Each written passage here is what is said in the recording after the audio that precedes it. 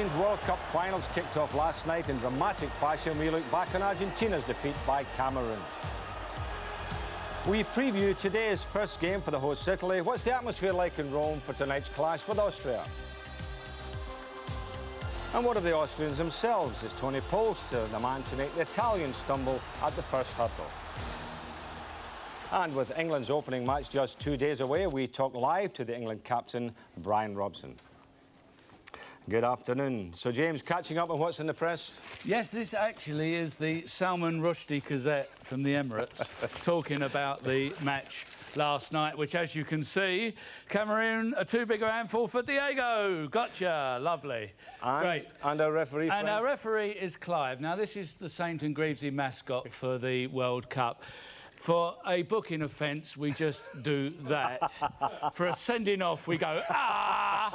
And if it's a really diabolical decision, folks, we go, like that, you see. And there's Clive. Right. Clive is Welsh, of course. Of course. I don't know who after. Right. Well, so after all the months of anticipation, the first action of the 14th World Cup finals is behind us. Yesterday evening, the trophy holders Argentina, Maradona and all opened up against one of the outsiders, Cameroon. A foregone conclusion? By no means. Well, here's a free kick to Cameroon. Up goes... It's in there! They've scored! Cameroon!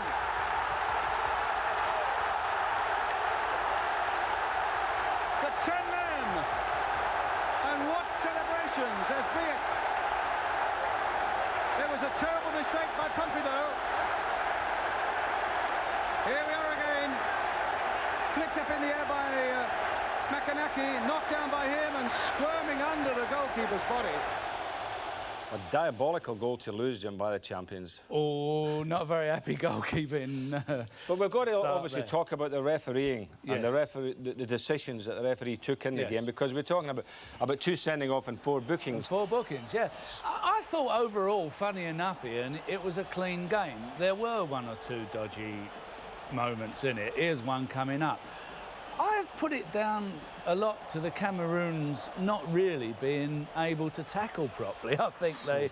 that was a little bit nasty, I must admit. Now, this is the first sending off, which right. I must say at the time, I didn't think it was a sending off offence. No, it wasn't. It wasn't a sending off offence. They got tangled up. But he enjoyed it, didn't he? I mean, he quite enjoyed the adulation of the crowd. But here's the second one. The same player, Kanizia, going through, doing well, gets past the first hurdle, goes by the second hurdle, but no chance with this one.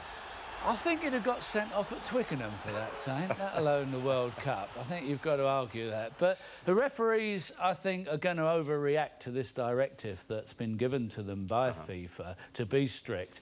And it's going to look and put a lot of pressure on players, a lot of pressure on themselves. And I'm just wondering whether the directive is not a little bit too strong. A couple of the things I think is right about it. They've been told to keep the game flowing at free kicks, don't have players standing on the ball, which I think is right. For players not to do laps of honour when they score, which again I think is right. Let's get on with the game. So a couple of things I feel is right, Jim. But to be told that they might be out of the World Cup if they don't satisfy the authorities, I think is totally wrong. Too much pressure on them, as you say. Much too much, yeah.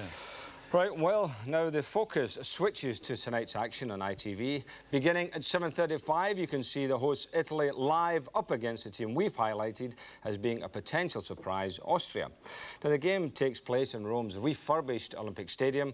And for an update on how the city is looking forward to the clash and indeed what the Italian reaction was to last night's big kick-off, here's our man in the Eternal City, Gary Newborn. These are a selection of today's Italian newspapers, and they're all crucifying Maradona. The Italian press, rather like their football supporters, do blow hot and cold all the while, but their criticisms of the world champions after the most sensational defeat for years in the World Cup is, of course, quite understandable. Let's have a look at some of the headlines. La Gazzetta dello Sport, the most popular of the Italian newspapers, says Maradona KO'd, Maradona humiliated. Tutto Sport says Maradona ripped apart. And Corriere dello Sport says Maradona risks elimination. And they also say Argentina really humiliated. Newspapers are one of the very few things that come cheap in Rome. The Eternal City is certainly cashing in on the World Cup finals. It's become rip-off city. Whether it's a restaurant, a bar or a shop, the chances are that you'll have to pay well over the top. Taxis seem to have a supplement for just about everything. One tried to charge me an extra £3 just because he had a radio. Another doubled his prices after 10 o'clock at night. Some tourist areas are real money traps. The souvenir boys in the Pantheon Square really go to town with their plastic replicas. So 45 is £23. It was 17 he just offered me. From England. Come from England, so you're now offering me cheaper than your friend now, so 30, what's that? Okay, 15, give me £15, right? £15? Yeah. Can I have a think about it? Thanks. The restaurants are also keen to empty your wallet, but at least the sights here are free. Well, it's very pleasant just sitting here watching the world go by and all the beautiful people and having a nice cold beer. Mind you, this is £5 a throw. There's a £3 cover charge just to sit here. I think, though, that football's going to get in the way on this trip. Cheers. It's not really. Meanwhile, there's been an unexpected safety scare at Rome's Olympic Stadium, where 6 World Cup matches, including the final, will be played. Italy's Interior Ministry claim it isn't safe, despite £80 million being spent on rebuilding the 85,000 all-seater stadium. They say the terracing is uneven and escape routes for the spectators are inadequate. But it's been agreed that the matches can go ahead if the necessary changes are made after the World Cup finishes. The Italian team had their first training session at the stadium yesterday. The major worry for Italy's manager, Vicini, in the opening match is Austria's success at set pieces, and he still has to decide the 11th spot for tonight's team. 2 Juventus players are vying for that place up front, Salvatore Schillaci and Roberto Baggio. This is Baggio. He became the world's most expensive player when Juventus paid Fiorentina £8 million for him in the spring. I asked him if he had to prove his worth in the World Cup. Baggio says it's flattering to be valued at such a price, but he says he's still got to play well and score goals to justify the incredible fee. One thing is for sure, there'll be thousands of flags at the Olympic Stadium tonight. Italy is preparing to cheer on the team they believe will win the World Cup. But there is a country across the border who is preparing to spoil the party in Rome. Jerry Harrison has been finding out all about the Austrians. A few months ago, Tony Polster was an isolated figure in Austrian football.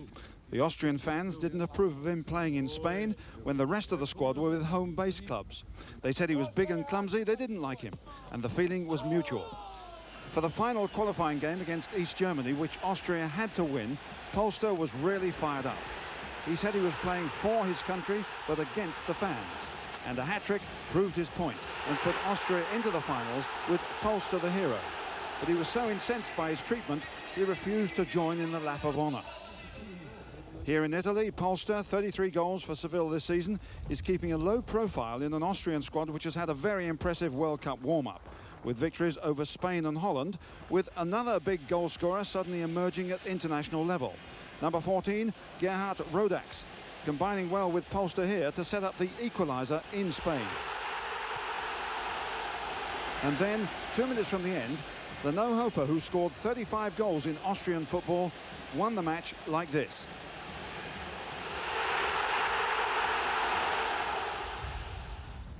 Apart from goalkeeper Klaus Lindenberger, who's 33, Austria is a young team, perhaps too young. Average age 24, only the Americans are younger. But they're also the tallest, with plenty of midfield players and defenders who can cause trouble in the air, which they certainly did against Holland recently in another impressive win. There's a word in German, the Saint would know it, he speaks a foreign language anyway. It's Schlecht Pessimismus, running yourself down, giving yourself no chance. It's the typical Austrian approach. Tony Polster isn't like that. That's why he's so successful in Spain and why he can do interviews in Italian, saying he'll score against them tonight. The Austrians aren't too sure whether to stick with the old Schlecht Pessimismus against Italy or go for Polster and his left foot.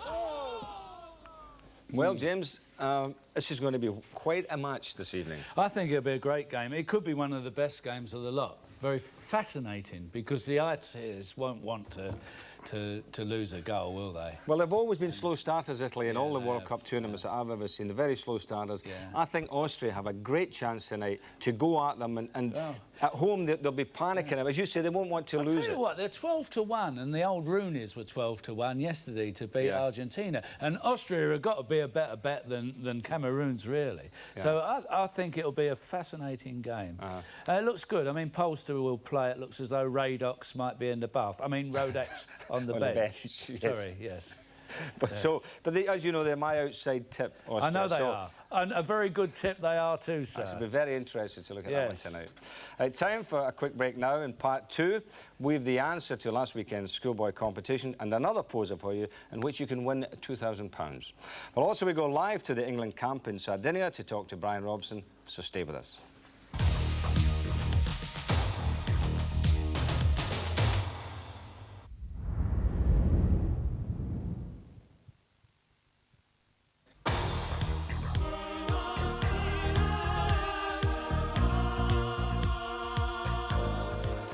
Welcome back to the ITV World Cup studio. Don't forget, we have another competition for you shortly, but first we're going to concentrate on the home nation's part in this year's tournament.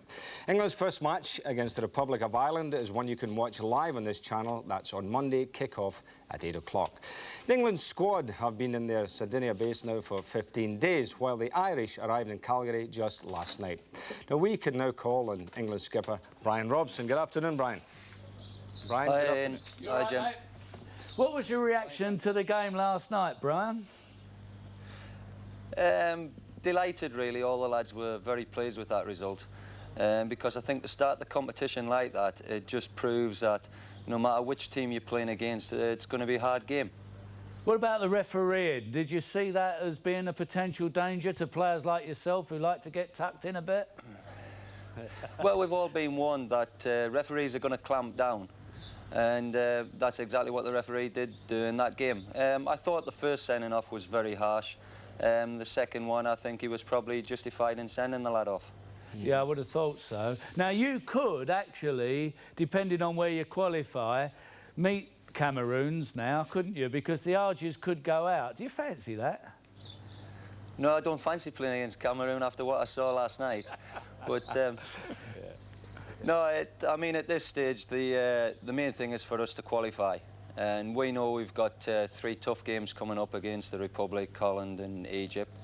And we've got to concentrate on them. And at the end of the day, you can't plan on who you're going to play against or anything like that. You've just got to make sure you qualify and you take whoever comes.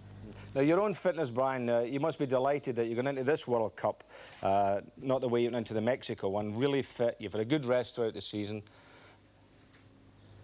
Yeah, a lot of people have said to me that when I had the hernia operation, it gave me a good rest in the season. And now I'm feeling fine, I'm feeling 100%. My fitness feels good.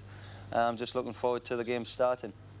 Do you know the team? Has the manager told you the team yet?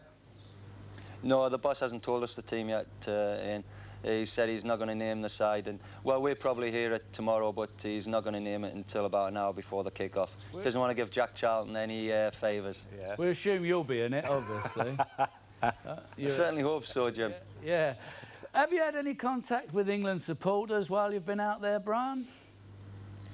No, we just heard that last night, the first time there was a bit of trouble, 14 people were arrested for a bit of fracas outside of a bar. We heard that some Swedish journalists had set the supporters up by buying them drinks, and there was cameramen there to get it. But I don't think the police have charged anybody with anything serious. But that's the only bit of trouble I've heard of so far. Oh, hopefully it'll stay at that now. Yeah, sure. So you're down to the stadium today? Yes, all the players have got to go down to get accreditations to allow us to get into the ground to play the match. And then we're going on then to the pitch to train tonight. Okay. Oh, cheers. Good luck, Brian. Good luck, Brian. Thanks for talking to us, mate. Thanks very much, both. Cheers, pal. So, Now, what about England's first opponents, the Republic of Ireland? Well, Tony Francis is our man following Jack Charlton's men around, and here's his up-to-date report. No fanfare, no fuss, just a stroll up the lane for the Irish lads who'll be trying to unwind between now and Monday night. They haven't been used to this sort of attention in Malta, which is precisely why Jack Charlton kept his squad there until the last moment. Now he's in Italy, he loves it. Lovely here, isn't it? Smashing. I like places by the sea. I can sit and look at the sea all day. That's very nice here. The players were on the beach in no time. In fact, it was like home from home for Arsenal's David O'Leary. Well, I've holidayed here for the last 4 years, coming back in July for another few weeks. Hopefully it's had happy times here, and hopefully it'll continue to, starting from Monday onwards. The Irish hotel is only 3 miles down the beach from England's headquarters, a prospect which didn't exactly delight the Sardinian police. I don't know why. I mean, it's pretty secure. There's only one road in and one road out.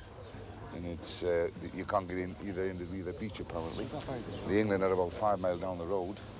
I think it was just that they got in first, England, when they had the advantage of knowing that they were going to be here and got everything sorted out, and then we had to take second bits, which we're not really keen on. And then when we get told we can't even have the second bits, we dig our heels in a little bit. While English fans were reported to be running amok 30 miles away in Cagliari, Jack was in his element, quietly plotting England's downfall and hoping for his own netfall.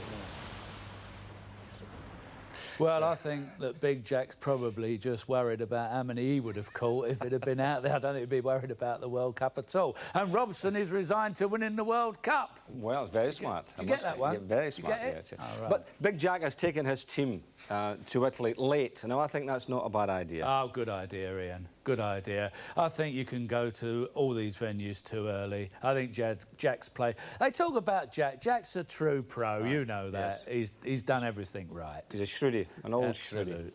Right, well, now to Scotland and their opening game against Costa Rica. Well, it's also live on ITV. That kicks off on Monday at 4 o'clock. Hazel Irvine is with the Scottish squad in their camp near Genoa, and I gather, Greavsie, that we're about to get a bit of stick in a report. No, not us. In the heart of the Scottish camp, you'll find an Englishman, Yorkshire-born Alan Hodgkinson. The former Sheffield United and England goalkeeper puts his Scottish counterparts through their specialised paces, all the while determined to dispel the myth of the inept Scottish goalie. The Scottish goalkeeper has been pilloried right from the Frank Affey days, right through to Alan Rough. There was nobody got more criticism than Alan Rough. And there's a boy, a chap there, who had a wonderful Scotland career of 50-odd caps.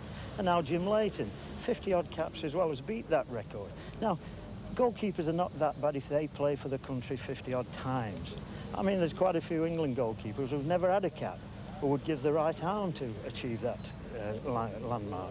Rivalry for the #1 Scottish spot has been intensified in recent weeks. Hibernian's Andy Gorham is pushing his great friend Jim Leighton hard. Leighton, now with 55 caps, has been through a harrowing time since being dropped by Manchester United from the FA Cup final replay. Jim Leighton is a super guy, a super worker. And I'm sure that people like Neville Southall, like Peter Shilton, they all make mistakes, but we're looking for a little bit of fairness all round. Let's have a little bit of fairness all round. Hodgkinson, though, has so much confidence in his squad that he has a suggestion for our own Mr. Greaves, who, as we all know, is never one to mince his words as far as Scottish goalkeepers are concerned. Make no mistake, all three goalkeepers are battling for the place against Costa Rica.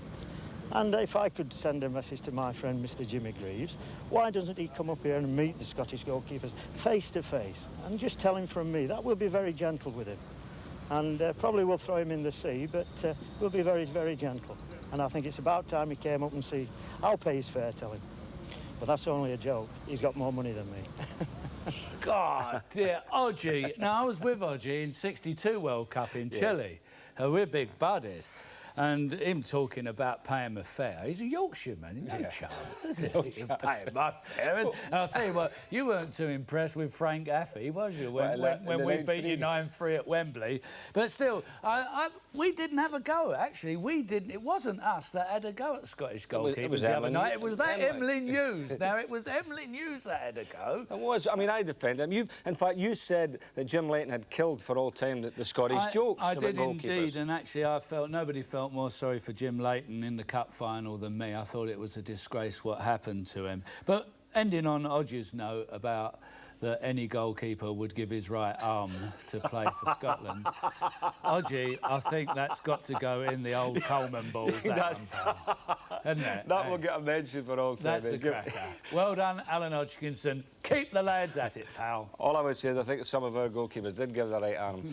OK, now it's competition time, and before we set this week's poser, we'll reveal the answer to last week's quiz. The top prize was a full set of the 23 official Football League videos, one for each First Division club, plus 3 specials, and 10 runners-up prizes of the video of your choice. Now, first, the answers. 3 youngsters scoring in an England-Scotland schoolboy international 10 years ago, and we ask you to identify the 3 goal scorers. And this is goal number 1, and none other than Paul McStay. Let's hope that Paul gets one like that come Monday, Jim. Be happy with that, wouldn't he? Yes. Not one in like that. Now, this goal I thought might be a little bit of a tester. This was Ali Dick, who played on the left wing for Scotland. Right. Ali, who went to Tottenham. Yes. And I don't know what's happened to Ali now. None of us seem to know. Now, this was a beauty. This was a great goal. A goal to remember by a player whose name I forget at the moment. No, it's Paul Rideout. Yeah. There you are, Paul Rideout scoring there. Well, our top prize winner is Andrew Lawrence of Brookfield Road, Edmonton, North London. And the 10 runners-up are as follows. Mrs. C. Smith and Battersea, there you go, Gary Farmer. And funny enough, Jim, we had a lot of Scots who wrote in. Well, you had 2 Scotsmen scoring goals, so didn't yes. you? Well, so, I mean, yeah. you know, they recognised them, obviously. Okay. But congratulations to them. Videos are on the way, chaps. Right. Now, for the first of our series of World Cup competition. And this week, we want you to select the top 3 goals from the 1986 Mexico World Cup. The prize on offer is £2,000 in cash. So pay attention closely as we give you 6 goals to choose from. Goal A, Diego Maradona's legal effort against England in the quarter-final. And he's hurting England again here. It's a brilliant run. It's one of the World Cup great goals. Goal B is by Manuel Negrete for Mexico against Bulgaria. Still Mexico with Negrete. And Negrete again. Magnificent goal. Goal C, England's own Gary Lineker, his first goal against Poland. The third player involved is Trevor Steven, and it's Gary Stevens. Lineker!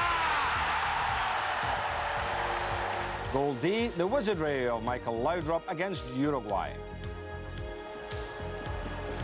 Laudrup seems to ghost past defenders as though they don't exist. This is going to be one of the goals of the tournament. Magnificent. The boy's a genius.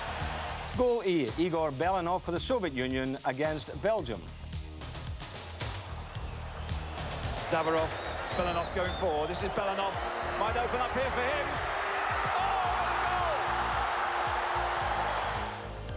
And finally, goal F, it's Diego Maradona again for Argentina against Belgium. Get it, the defender measured their chances in this one against Maradona as 1 in 10. Here's Maradona now. Is this number 2? Oh, brilliant. So let's recap. Goal A, Diego Maradona against England. Goal B, Negrete. Goal C, Gary Lineker. Goal D, Laudrup. Goal E, Belanov. Goal F, Diego Maradona again against Belgium. So if you fancy a crack at the £2,000 prize, here's how to enter. Select your top 3 in order and then ring this number, 0898 9000 90. Leave the letters of the top 3 goals in order together with your name and your telephone number. The call will cost you 25p per minute, cheap rate, or 38p per minute at other times.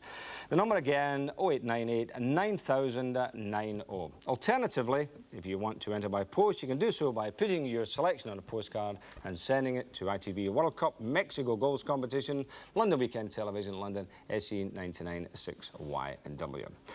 So good luck. The result and another competition will be on next Saturday's show. Are we picking that? Eh? Are we picking the winners? We are picking the winners, Oh, in Jim. that case, we'll split the difference. We'll get a Split the grand apiece. Yeah. Now, just one story, Jim, that's in the headlines, the Swindon Town fiasco, where they've been put from the First Division now back into the Third Division. That's right. Now, I mean, they had this wonderful day out at Wembley when they won, rightly so, to get a place in the First Division. And because of illegal payments by the club to the players, they've been relegated to the third. It is my humble opinion, Ian, that this is the most disgraceful decision ever in the history of our domestic game. Because what has been levied at Swindon Town, I am pretty certain could be levied at 3/4 of the Football League clubs. And therefore you would have a third division of about 70 clubs and none in the first and the second. I think it was obviously a revenue affair, illegal payments. I mean, it's got nothing to do with the breaking of rules as I see it, as they've not done anything wrong. That's right. So, I mean, really, had the Inland Revenue done their bit and that had nothing to do with the football, they'd still be in the First Division? Well, that's how I see it, and I don't see how the league can get involved in this. And the decision they've made is totally disgraceful. That's it. OK, well, that's it for now. Before we go, let me just recap the World Cup coverage coming your way on ITV in the next few days. Tonight at 7:35, there's a host Italy against Austria live from a frenzied Olympic Stadium in Rome.